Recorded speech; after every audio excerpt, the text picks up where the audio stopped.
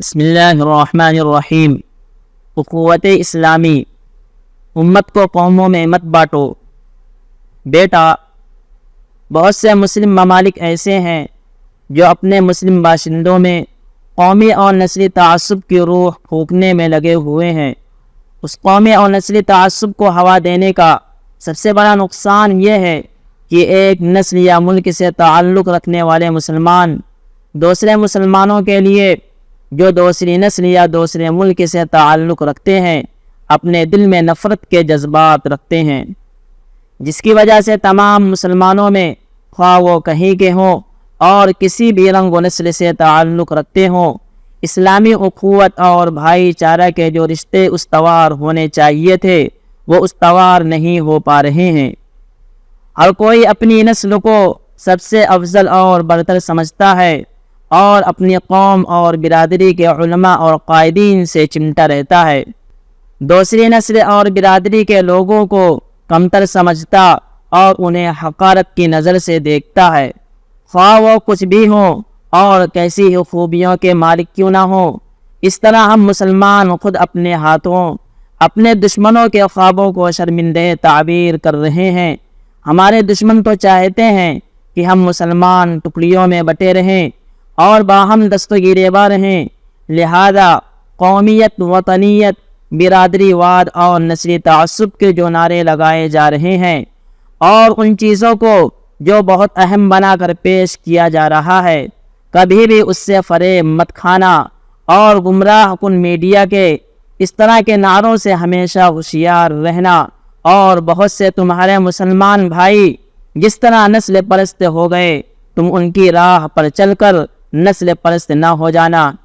اسلام عالمی دین ہے، اس کے ماننے والے کہیں کے ہوں، کسی بھی رنگ و نسل سے ان کا تعلق ہو، دینی رشتے سے سب آپس میں بھائی بھائی ہیں۔ تم بھی عالمی بنو اور اسلام نے جو تمہیں عالمیت عطا کی ہے اس کو چھوڑ کر نسل اور قوم کی تنگ نایوں میں اپنے کو محدود نہ کرو، مسلمانوں کے حالات سے باخبر رہو۔ بیٹا،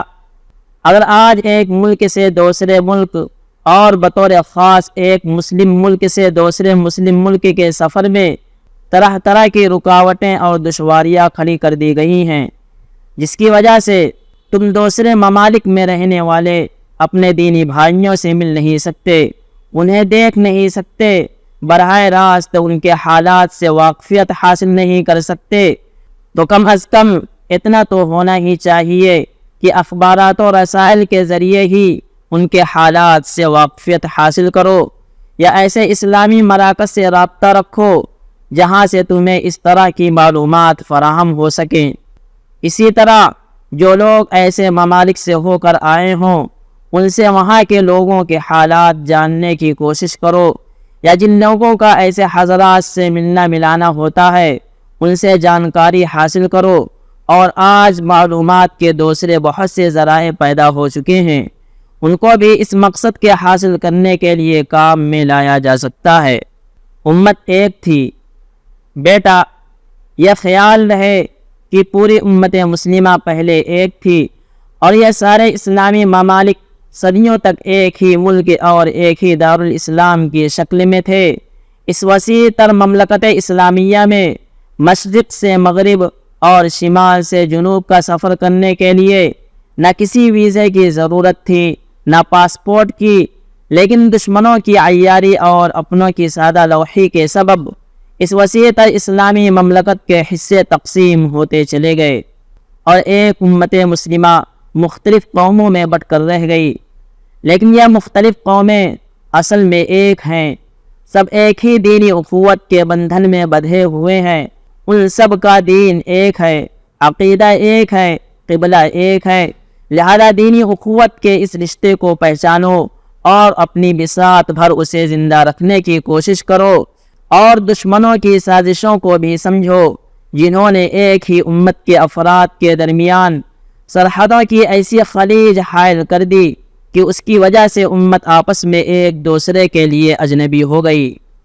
اسی طرح دشمنوں کے ان ایجنٹوں اور چیلوں کو بھی پہچانو جو دشمنوں کی سازشوں کو کامیاب بنانے میں ان کے اعلی کار اور مہر بنے یا بن رہے ہیں۔ امت کے لیے کچھ تو کرو۔ بیٹا، جب بھی میں کچھ آرام کی سوچتا ہوں تو معاً مجھے یہ خیال دامنِ گیر ہو جاتا ہے کہ میں نے اپنے نبی محمد رسول اللہ صلی اللہ علیہ وسلم کی امت کے لیے تو کچھ بھی نہیں کیا۔ یہ تو بہت بڑی کوتاہی ہے۔ اس کی تلافی کے لیے تو مجھے بہت نیکیاں کرنی پڑیں گی، شاید تب کہیں جا کر اس سنگین کوتاہی کی تلافی ہو سکے۔ یہ خیال آتے ہی دل و دماغ پر بے چینی اور غم و حسرت کی ایک عجیب و غریب کیفیت سوار ہو جاتی ہے، اور پھر اللہ نے محض اپنے فضل سے دینی خدمت کا تھوڑا بہت جو موقع عنایت فرمایا ہے، بھاگ کر اسی میں دوبارہ مشغول ہو جاتا ہوں، اور اسی میں اپنے غم کا مداوع اور تسلی کا کچھ سامان پاتا ہوں۔ بیٹا، تم ہرگز اس طرح کی سنگین کوتاہی میں مبتلا نہ ہونا۔ امت کے لیے جو بھی خدمات تم سے بن پڑیں، ابھی سے ان خدمات کو انجام دو۔ تمہاری اصل توجہ دین ہی پر مبذول ہو، اور اللہ کی رضا کا حصول ہی تمہاری اصل فکر بنے۔ بیٹا، کبھی کبھی اپنے سے یہ سوال کیا کرو کہ تم جس امت محمدیہ کے فرد ہو، اس امت کے لیے اور امت کے افراد کے لیے آخر تم نے کیا کیا ہے؟ کہیں تم ان لوگوں میں سے تو نہیں جو دوسروں سے لیتے تو ہیں مگر ان کو کچھ دیتے نہیں؟ اگر تمہارا شمار ایسے لوگوں میں ہے تو تم بدترین انسان ہو۔ اگر تم بیرونی حملوں سے دفاع کے محاذ پر امت کا دفاع نہیں کر سکتے تو کم از کم اپنی سوسائٹی اور معاشرے کے اندر